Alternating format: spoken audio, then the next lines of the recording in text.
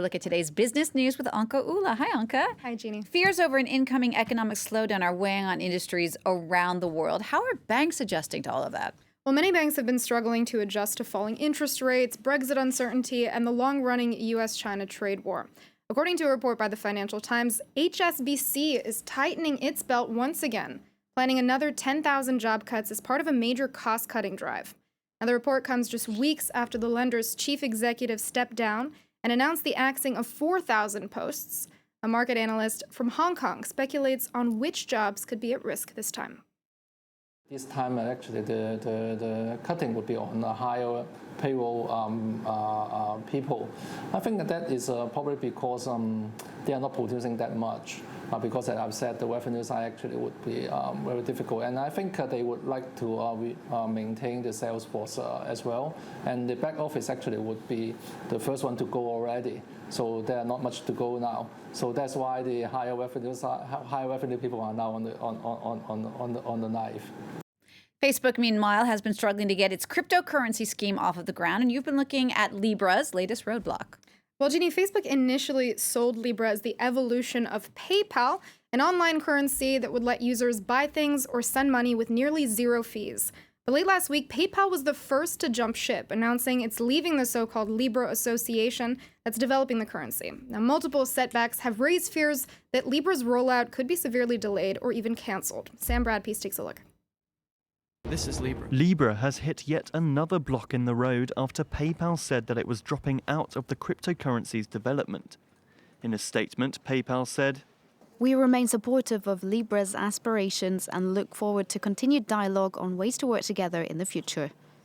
Facebook hopes to launch the digital currency, which it says will reconfigure the world of finance in June 2020.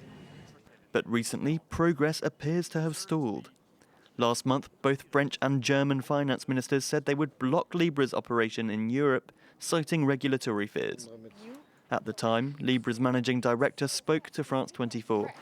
As of now, no coin is minted. The service is not up and running. It's basically a project, and we are working on that project with regulators to make sure that we are having the proper frameworks before starting anything. In response to PayPal's withdrawal, the Libra Association was bullish. Commitment to that mission is more important to us than anything else. We're better off knowing about this lack of commitment now rather than later. With PayPal out of the picture, the project has 28 partners, including Uber and Spotify. PayPal's decision is unlikely to completely grind Libra's development to a halt, but it does pose another worrying break to progress for the currency's remaining developers. Next, now, trade talks between the U.S. and China are set to resume later this week. How are the financial markets taking that? Well, we're seeing some cautious optimism from investors, despite reports this morning that suggest China's considering narrowing the scope of any eventual trade deal with the United States. European indices were trading up a short while ago, despite a negative open. Paris's CAC 40 was up about 0.5%. On London's FTSE, HSBC shares rebounded from a negative open, with investors responding positively to news of more potential job cuts. And Frankfurt's DAX up nearly 0.6%, despite German factory orders dropping for a second month running in August, which is raising fears that a recession is near. Well, earlier in Asia, Seoul's Kospi closed just above the flat line, and Tokyo's Nikkei is negative. Hong Kong and Chinese mainland markets were closed for the national holiday today. Well, back here in Europe, we're dealing with a major threat to one of the most beloved industries here, cheese. That's right. Swiss cheese, Parmesan, provolone, pecorino, gorgonzola, the list goes on. European cheeses are the target of new 25% import tariffs in the United States. They're set to come into effect in just over 10 days, and the tariffs have sent cheese importers in the U.S. into a buying frenzy. Americans currently make serious cheddar from selling EU cheeses. Some 20,000 jobs from deli clerks to warehouse workers are supported by the trade, and in total, US companies make $3.5 billion annually off the back of it. But those days could soon be over. Last week, Donald Trump slapped 25% tariffs on cheese and other EU products, something that is really beginning to grate on importers. We're American companies that employ American people and pay American taxes. And that's something that I think is lost in the current administration, that, you know, you're not just penalizing Europe, you're penalizing the U.S. Worker and companies here. Marfougi says the tariffs could slice the value of US imports of EU cheeses by 30% while increasing prices across the country. Some cheeses could melt out of the market completely. A number of importers are now purchasing cheeses with longer shelf lives, and others have been forced to stockpile. I have a stockpile of cheese to make sure that I'm able to maintain inventory and maintain sales at my counter. The cases are full to the top. You can see I'm kind of brimming.